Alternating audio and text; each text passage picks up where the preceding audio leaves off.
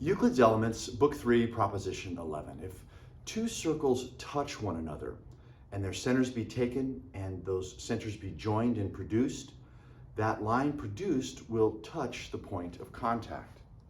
So let's have two circles. Let's have circle ABC. And let's have its center here be F. And let's have another circle touching.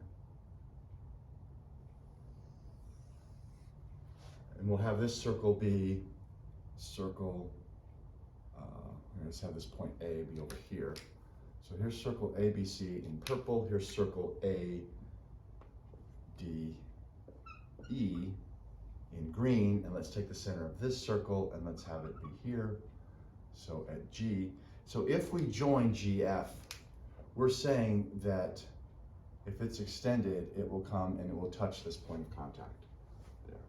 So that's what I'm saying. I'm saying that if we join G and F and produce it, it will touch at point A.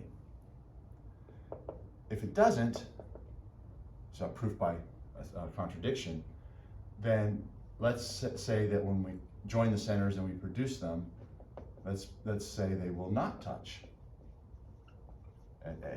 And we'll see if this leads to a contradiction. So instead of this being in line, let's, for the sake of argument, say that G is over here. All right, so now when we join FG, it's going to look like this. All right, so to do this proof, let's connect AF, let's connect GA, and let's have this point here be D and have this point here be H. All right, so let's start by looking at this triangle. And what we know is in any triangle, any two sides taken together in any manner are greater than the third. That's proposition 20 of book 1. So we know that the combination of AGGF has to be greater than AF. But we know, since F is the center of this circle, we know that AF is equal to FH. Therefore, we can just rewrite this and say AGGF is greater than FH. But FH includes this segment FG. So FH really includes, it's really just made up of FG and GH.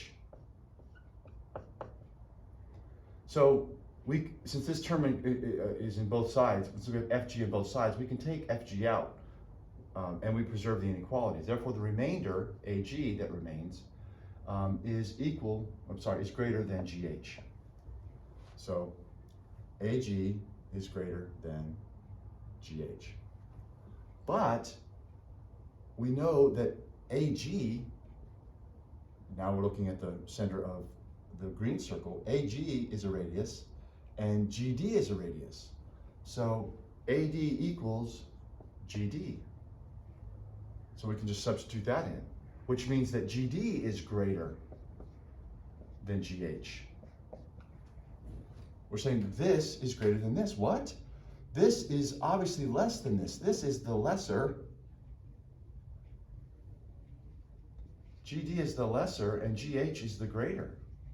And we're saying that the lesser is greater than the greater, which is obviously absurd. So we have to reject this. Therefore, we have to reject the assumption that created this, and that was that if we connect GF and produce it, it won't touch at A.